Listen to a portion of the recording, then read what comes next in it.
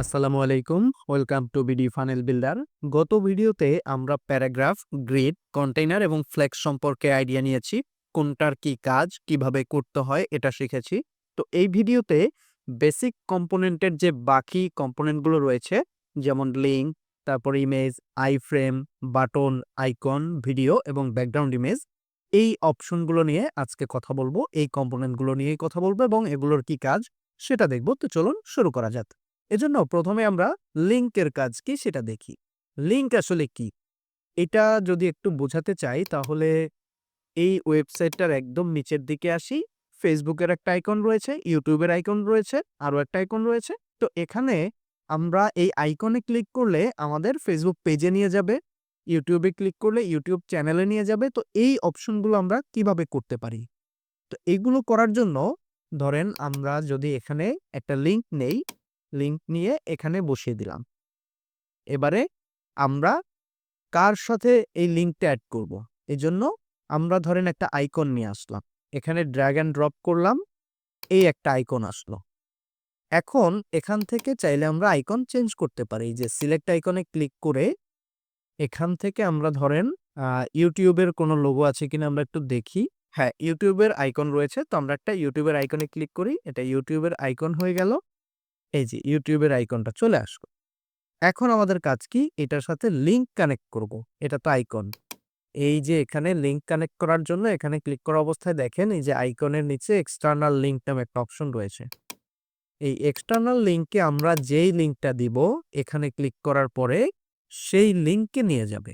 যেমন এখানে যদি অনলাইন টেক একাডেমির যে ইউটিউব চ্যানেল সেটার লিংক আছে, এটা কপি করে আমরা যদি এখানে বসিয়ে দেই তাহলে, এবং এখান যদি সেভ ড্রাফটস করে দেই, করে দিলাম ওকে।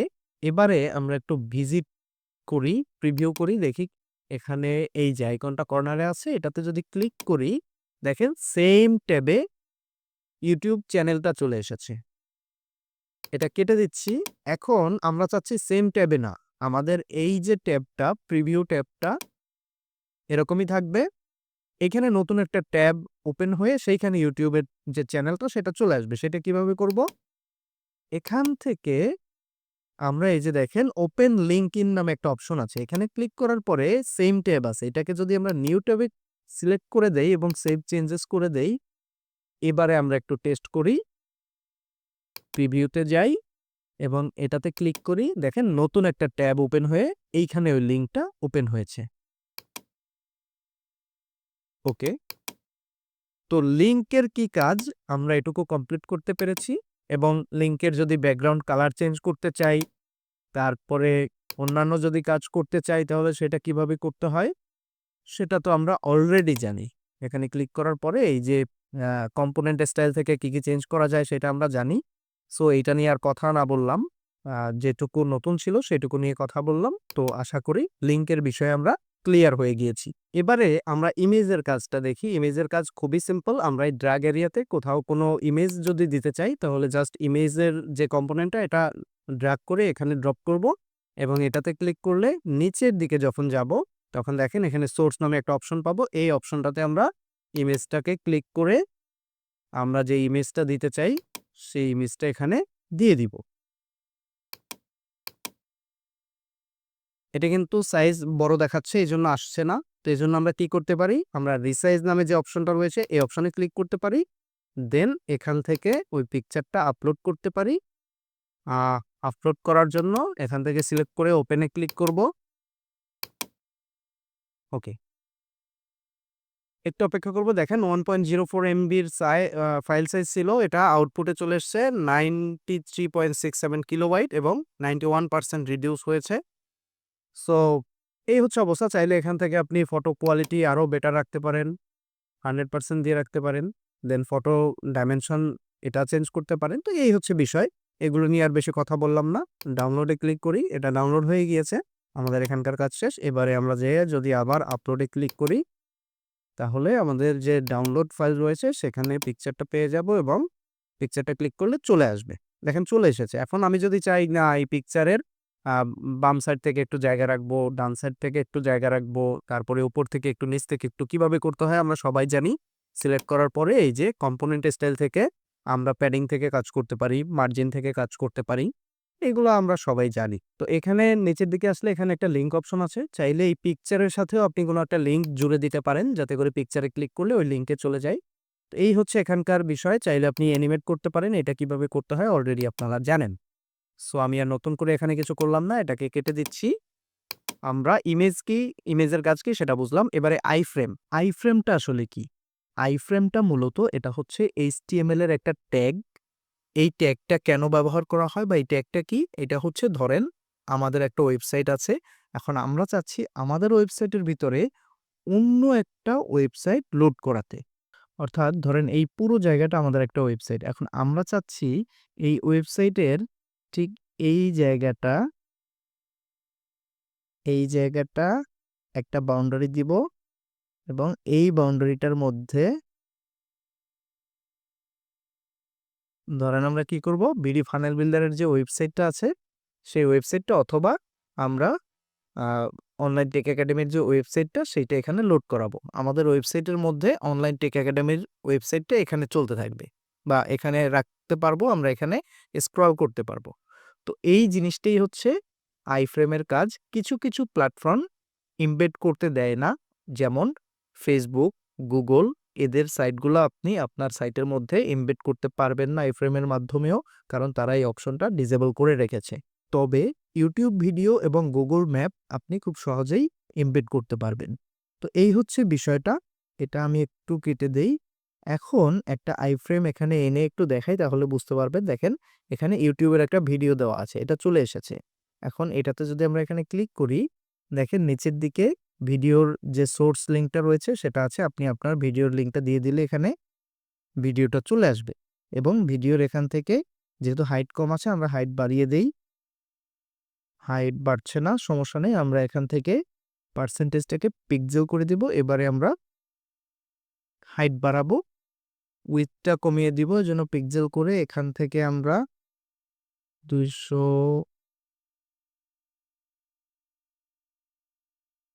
দেখেন চলে এসেছে। এবারে এটা আমরা মাঝে নেওয়ার জন্য কি করতে পারি? মার্জিন ক্লিক করে এমএক্স অটোতে ক্লিক করলে মাঝে চলে যাবে। এখন এই আইফ্রেম এবং এখানে যে ভিডিও অপশন রয়েছে, এই যে ভিডিও, দুইটার মধ্যে পার্থক্য কি?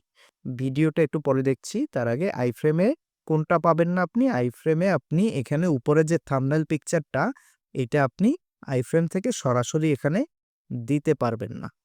প্রপার্টিসে গিয়ে এখান থেকে দিতে পারবেন না, সেই অপশনটা এখানে নেই। তবে ভিডিও যখন অ্যাড করব এই ভিডিও কম্পোনেন্ট থেকে, এইটা থেকে, তখন আমরা একটু দেখিয়ে দিচ্ছি। এখানে এই ভিডিওটাতে যখন ক্লিক করব, দেখেন এখানে থাম্বনেল অ্যাড করার একটা অপশন রয়েছে, কাস্টম থাম্বনেল অ্যাড করার অপশনটা রয়েছে। আর এখানে এই থাম্বনেলটা কোত্থেকে এসছে? ইউটিউব ভিডিওর যে থাম্বনেলটা সেটা এখানে এসেছে। আশা করি ক্লিয়ার করতে পেরেছি। এরপরে কি রয়েছে? বাটন। বাটনের কাজ কি? বাটনের কাজ হচ্ছে এই যে অর্ডার নাও বাটনগুলো থাকে না বিভিন্ন ওয়েবসাইটে, আমরা ক্লিক করার পরে যে অর্ডারের একদম নিচের যে অপশনটা, অর্থাৎ অর্ডার ফর্ম, এই চেক আউটে নিয়ে আসে বাটনে ক্লিক করলে। এটাই হচ্ছে বাটনের কাজ। তো বাটন কিভাবে দিতে হয়? ধরেন আমরা এই ড্র্যাগ এরিয়াতে নিয়ে আসব, ছেড়ে দিব, বাম পাশে চলে এসেছে। এখন এটা মাঝে দিব আমি। কিভাবে দিব? এটা মার্জিন দিয়ে আমরা মাঝে দিতে পারি, আরেকভাবে করতে পারি, সেটা হচ্ছে সিলেক্ট করে আমরা যদি একটু মার্জিনে যাই এবং এইখান থেকে এমএক্স অটোতে ক্লিক করি, দেখেন এটা কিন্তু মাঝে চলে এসেছে। সো এই হচ্ছে মাঝে নেওয়ার সিস্টেম। আশা করি এটুকু ক্লিয়ার করতে পেরেছি। এবারে এই যে ক্লিক মি, এই লেখাটা কিভাবে চেঞ্জ করব? জাস্ট এটার উপরে ক্লিক করব, দেন আমরা এখানে দেখব টেক্সট নামে অপশন রয়েছে, এখান থেকে আমরা লেখাটা চেঞ্জ করতে পারবো। অর্ডার নাও। এখন চাচ্ছি এই অর্ডার নাও যে লেখা, এই লেখার পরে বা আগে কি দিব? আইকন দিব। কিভাবে দেব? এই যে after icon, before icon. Before icon বা আফটার আইকনে ক্লিক করলাম, এখান থেকে সিলেক্ট আইকনে গেলাম, দেন আমরা ধরেন এটা দিব, চলে আসলো বাটন। এখন বাটনের কালার কিভাবে চেঞ্জ করা যেতে পারে? এই যে দেখেন আইকন দিলাম, সরি বাটন না, আইকন দিলাম, আইকনের পরে টাইপোগ্রাফি আছে। টাইপোগ্রাফিতে ক্লিক করে এখানে থেকে যদি আমি কালারটা চেঞ্জ করি, দেখেন আমার আইকনের কালার কিন্তু চেঞ্জ হয়েছে। আইকনের সাইজটা বড় করার জন্য এখানে ক্লিক করতে পারি, এটা বড় হবে। ফন্ট সাইজ, এটা হচ্ছে বাটনের সাইজটা বড় হচ্ছে। লাইন হাইট ফন্ট হাইট কি এটা আমরা জানি সবাই। এরপরে আর কি আছে এখানে? এখানে হচ্ছে ব্যাকগ্রাউন্ডটা যদি আমরা চেঞ্জ করতে চাই, ব্যাকগ্রাউন্ড চেঞ্জ করতে পারি। এখান থেকে যদি এটা বাড়িয়ে দেই, এই যে আইকনটা রয়েছে, ওই আইকনের ব্যাকগ্রাউন্ড এখান থেকে চেঞ্জ করা যেতে পারে। দেন আমরা আর কি করতে পারি এখানে? এটা একটু মার্জ করে দেই, বর্ডার দিতে পারি। আমরা বর্ডার কিভাবে দেয় সেটা জানি। বর্ডার দিতে পারি, ব্যাকগ্রাউন্ড চেঞ্জ করতে পারি, প্যাডিং আছে, মার্জিন আছে। তো এই কাজগুলো এখান থেকে করা যেতে পারে। ওকে, এখন ধরেন আমরা এই যে ব্যাকগ্রাউন্ডের বর্ডার রয়েছে, এই বর্ডারটা রাউন্ড করব। এখানে একটা বর্ডার দিব এবং রাউন্ড করব। কিভাবে করতে পারি? এটার জন্য আমাদের বুঝতে হবে এখানে কয়েকটা অপশন রয়েছে। একটা হচ্ছে লেআউট স্টাইল, একটা হচ্ছে কম্পোনেন্ট স্টাইল এবং আরেকটা হচ্ছে এই যে আইকনের স্টাইল। আইকনের স্টাইল এখানে ক্লিক করলে এখানেও বেশ কিছু অপশন পাওয়া যাবে। তো আমরা কাজ করব কিসে? ব্যাকগ্রাউন্ড। এটা হচ্ছে কম্পোনেন্ট স্টাইলের কাজ করব। সো কম্পোনেন্ট স্টাইলে কাজ করার জন্য আমরা কম্পোনেন্ট স্টাইল সিলেক্ট করব। সিলেক্ট করার পরে নিচের দিকে যাব। এখানে দেখব আমরা বর্ডার নামে যে অপশনটা রয়েছে এটাতে ক্লিক করব এবং এখান থেকে বর্ডার রেডিয়াসটা আমরা ধরেন 30 করে দেব। দেখেন এক সাইড থেকে রাউন্ড হয়েছে। কেন? এই যে সব দিকে আমি ভ্যালু দেইনি। এই লিঙ্ক অপশনে যদি ক্লিক করি সব দিকে ভ্যালু চলে আসবে এবং এটা রাউন্ড হয়ে যাবে। এখন যদি চাই এটাতে আরেকটু বর্ডার দিব, অন্য কালারের বর্ডার দিব, তাহলে ধরেন এটা 5 দিয়ে দেই। দেখেন ব্ল্যাক কালার দিলাম, 5 বর্ডার চলে আসলো। আবার যদি এটা আমরা 0 করে দেই, ওটা চলে যাবে। এখন আরেকটা জিনিস একটু দেখাতে চাই, সেটা হচ্ছে বক্স শ্যাডো। এইখান থেকে বক্স শ্যাডো যদি আমরা দেই, কালারটা যদি আমরা এই যেই কালার আছে এখান থেকে এই যে ড্রপার অপশন আছে এটাকে সিলেক্ট করে আমরা যে কোনো কালারের উপরে নিয়ে গিয়ে যদি ক্লিক করি ওই কালার সিলেক্ট হয়ে যাবে। তো আমরা এই কালারটা সিলেক্ট করলাম এবং এটাকে একটু ডিপ করে দিব।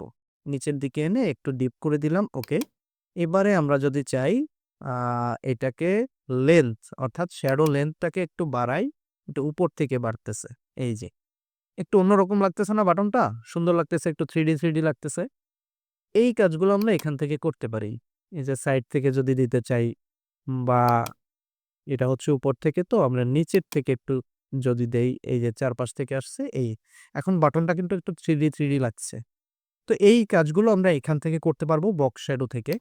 আশা করি আ যে বাটনের কাজ এটুকু ক্লিয়ার করতে পেরেছি। এরপরে একটা কাজ আছে যে এই বাটনে আমি যখন ক্লিক করব তখন আমাকে চেকআউট পেজে নিয়ে যাবে। সেটা কিভাবে করতে হয় সেটাও দেখাবো। সেটা যখন চেকআউট পেজের কাজ করব তখন ক্লিয়ার করে দেব। তো এই হচ্ছে বাটনের কাজটা এই পর্যন্তই ক্লিয়ার আশা করি। ওকে, এবারে হচ্ছে আইকনের কাজ। এটা ডিলিট করে দিলাম। আইকনের কাজ কি? আইকন যদি কোথাও দিতে চাই এরকম ড্র্যাগ করে এখানে ড্রপ করব, দেন আইকনে ক্লিক করব। নিচের দিকে দেখেন আইকনের অপশন রয়েছে। আইকনে ক্লিক করার পরে এখান থেকে যেকোনো আইকন সিলেক্ট করতে পারবো। চাইলে আমরা এখান থেকে নতুন ক্লিক করে এই ট্যাব থেকেও নতুন অনেক আইকন রয়েছে, এখান থেকে আইকন নিয়ে আসতে পারি। এরপরে আমরা আর কি করতে পারি? আইকনে এক্সটার্নাল লিঙ্ক দিতে পারি। অর্থাৎ এখানে যে লিঙ্ক দিব এই আইকনটাতে ক্লিক করলে সেই লিঙ্কে চলে যাবে। এটাও করতে পারি। আবার এই যে ওপেন লিঙ্ক ইন অর্থাৎ সেম ট্যাবে ওপেন হবে নাকি নিউ ট্যাবে ওপেন হবে এটা সিলেক্ট করে দিতে পারি। তো এই হচ্ছে মোটামুটি আইকনের কাজ। আশা করি ক্লিয়ার হয়ে গিয়েছেন। এটা কেটে দিলাম। এবারে ভিডিও। এখন এই ভিডিও অপশনটার কাজ কি? আমরা ল্যান্ডিং পেজে বা আমাদের ওয়েবসাইটে যদি কোনো ভিডিও দিতে চাই সেটা সরাসরি এই ভিডিওর মাধ্যমে দিতে পারবো। এজন্য আমরা ভিডিওটাকে ড্র্যাগ করে এখানে ছেড়ে দেই। দেখেন ভিডিও অপশন চলে এসেছে। এখন আমরা এখানে তো বাই ডিফল্ট একটা ভিডিও আছে। এই ভিডিওটা আমরা আমাদের ভিডিও কিভাবে দিব?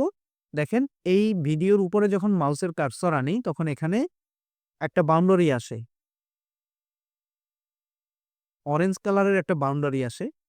এই বাউন্ডারির যে সাদা অংশ এখানে ক্লিক করব। ক্লিক করার পরে নিচের দিকে দেখেন এই যে সোর্স নামে একটা অপশন আছে। এখানে একটা লিঙ্ক আছে।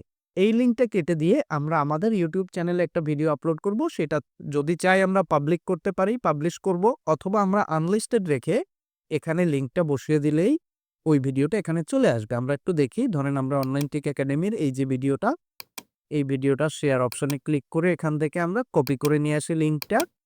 এবারে আমরা এখানে এই লিঙ্কটা পেস্ট করে দেই। ওকে, এবারে দেখেন ওই ভিডিওটা এখানে চলে এসেছে। আশা করি এটুকু ক্লিয়ার হয়ে গিয়েছেন। এই হচ্ছে ভিডিওর কাজ। চাইলে আপনি ভিডিওর থাম্বনেল উপরে যে ছবিটা থাকে এখান থেকে আপলোড করতে পারেন।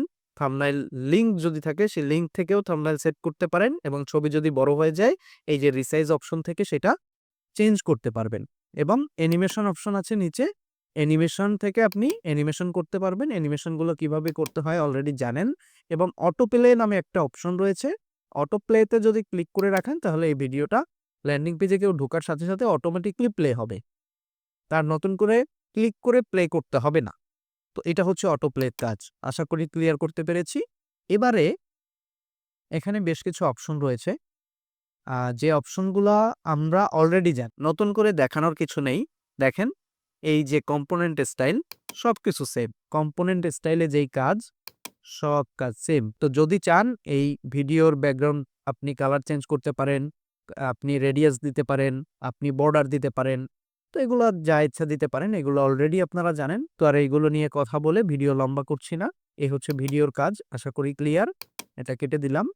এরপরে আমাদের আর কি এলিমেন্ট রয়েছে এখানে বেসিকে, ভিডিওর পরে ব্যাকগ্রাউন্ড ইমেজ। ওকে, ব্যাকগ্রাউন্ড ইমেজ কি? এই যে দেখেন এখানে কিন্তু এই যে লেখাগুলো এগুলো কিন্তু ব্যাকগ্রাউন্ডে একটা ইমেজ আছে, ওই ইমেজের উপরে এই লেখাগুলি। এইটা কিভাবে করতে হয়? ওকে, এজন্য আমরা আগে একটা কন্টেইনার নেই। কন্টেইনার নেওয়ার পরে আমরা ব্যাকগ্রাউন্ড ইমেজটা কন্টেইনারের ভিতরের দিকে দেই। দেওয়ার পরে এখানে ক্লিক করার পরে দেখেন লেয়ারে যাই একটু, লেয়ার থেকে দেখেন এই যে কন্টেইনারের ভিতরে একটা ব্যাকগ্রাউন্ড ইমেজ রয়েছে। তো আমরা ব্যাকগ্রাউন্ড ইমেজটা এখন সিলেক্ট করেছি। এবারে প্রপার্টিজ থেকে এখানে দুইটা স্টাইল কিন্তু আমরা দেখতে পাচ্ছি, একটা হচ্ছে কন্টেইনার স্টাইল, একটা হচ্ছে কম্পোনেন্ট স্টাইল। কন্টেইনার স্টাইল যেটা আমরা কন্টেইনার নিয়েছি সেইটার কাজ, কম্পোনেন্ট হচ্ছে আমরা যে ইমেজটা নিয়েছি ব্যাকগ্রাউন্ড ইমেজ সেটার কাজ। তো আমরা কম্পোনেন্ট স্টাইলে ক্লিক করব। এরপরে এখান থেকে ব্যাকগ্রাউন্ড ইমেজটা সিলেক্ট করে আমরা নিয়ে আসব। দেখেন ব্যাকগ্রাউন্ড ইমেজ চলে এসেছে। ওকে, এইখানে বেশ কিছু বিষয় একটু লক্ষণীয়, সেটা হচ্ছে ব্যাকগ্রাউন্ড রিপিট, অর্থাৎ আপনার ছবি যদি ছোট হয় এখানে সেটা পাশাপাশি আরও ছবি ওইটা ডাবল হয়ে কভার করবে এই পুরো এরিয়াটা। এটা হচ্ছে ব্যাকগ্রাউন্ড রিপিট। তো এটা আমরা ইনহারিট রাখতে পারি, নো রিপিট রাখতে পারি, রিপিট রাখতে পারি, রিপিট এক্স অ্যাক্সিস রাখতে পারি, ওয়াই অ্যাক্সিসে রাখতে পারি। তো এই গেল এখানকার বিষয়। এরপরে হচ্ছে ব্যাকগ্রাউন্ড অ্যাটাচমেন্ট। তো এখানে স্ক্রল দিলে দেখা যাচ্ছে অনেক লম্বা হলে এই সেকশনটা মাউসের এরকম যদি করি তখন দেখবেন এই ইমেজটাও স্ক্রল হচ্ছে। এটা হচ্ছে এই বিষয়টা। এরপরে ফিক্সড মানে এটা স্ক্রল হবে না, ফিক্সড থাকবে। ওকে, দেখি একটু স্ক্রলে ক্লিক করে দেখেন এরকম চলে এসেছে। আবার যদি ফিক্সড দেই তাহলে এই যে বড় করে চলে এসেছে। আশা করি এটুকু ক্লিয়ার। এবারে ব্যাকগ্রাউন্ড পজিশন, পজিশনিংটা কোন দিক থেকে হবে? এটা যেহেতু পিকচারটা বড় এখানে ক্লিয়ার বোঝা যাচ্ছে না। টপে যদি দেই টপ থেকে হবে পজিশনটা। এটা আপনারা অলরেডি বোঝেন যে পজিশনটা কি। ওকে, ব্যাকগ্রাউন্ড সাইজ, এই সাইজটা কি হবে? অটোমেটিক্যালি হবে নাকি কন্টেইন যে আছে কন্টেইনের মতো করে হবে? এই যে কন্টেইন যতটুকু নিয়েছি অর্থাৎ কন্টেইনার যতটুকু নিয়েছি ততটুকু হবে, নাকি কভার সাইজের মতো হবে, নাকি এখানে অটো হবে? সো এই হচ্ছে বিষয়টা এখানকার, আশা করি ক্লিয়ার করতে পেরেছি। এবারে এখান থেকে আমরা এইটার অপাসিটি কমিয়ে দিতে পারি। এইখানে দেখেন এটা কিন্তু অপাসিটি কমানো, আমরা অপাসিটি এখান থেকে কমিয়ে দিতে পারি। এই যে অপাসিটি কমিয়ে দিলাম, দেখেন এখন কিন্তু হালকা দেখা যাচ্ছে, এই কম্পোনেন্টটা হালকা দেখা যাচ্ছে। ওকে, এটুকু ক্লিয়ার করতে পেরেছি। এখন আমরা যদি এই ব্যাকগ্রাউন্ডের উপরে কোনো টেক্সট দিতে চাই সেটা কিভাবে দিব? সেটা দেওয়ার জন্য আমরা এলিমেন্টস থেকে ধরেন হেডিং নিব, এটার উপরে হেডিং নেওয়ার পরে এরপরে এখানে আমরা হেডিংয়ে যা লেখার সেটা এখান থেকে লিখে দিবে। যা লিখবো আমরা সেটা এটার উপরে লেখা হবে এবং লেখা যত বড় হবে এই ব্যাকগ্রাউন্ড ইমেজটাও আস্তে আস্তে নিচের দিকে বাড়তে থাকবে। আরেকটা জিনিস এখানে একটু দেখি, টাইপোগ্রাফি থেকে আমরা যদি এখান থেকে লাইন হাইটটা বাড়াই তাহলে দেখেন ইমেজটাও বাড়বে। ঠিক আছে, তো এই হচ্ছে বিষয়টা। আশা করি ব্যাকগ্রাউন্ড ইমেজের যে কাজ এটুকু ক্লিয়ার করতে পেরেছি। তো আমাদের বেসিক কম্পোনেন্টে যেই কম্পোনেন্টগুলো ছিল এগুলো নিয়ে সবগুলো নিয়ে আলোচনা করা কমপ্লিট হয়ে গেছে। এই ভিডিও পর্যন্তই। পরবর্তী ভিডিওগুলোতে আমরা কম্পাউন্ড কম্পোনেন্ট এবং প্রোডাক্ট অ্যান্ড চেকআউট কম্পোনেন্ট আর সর্বশেষ হচ্ছে অর্ডার সামারি কম্পোনেন্ট নিয়ে আলোচনা করব। তো এই ভিডিওটা পর্যন্তই। আসসালামু আলাইকুম।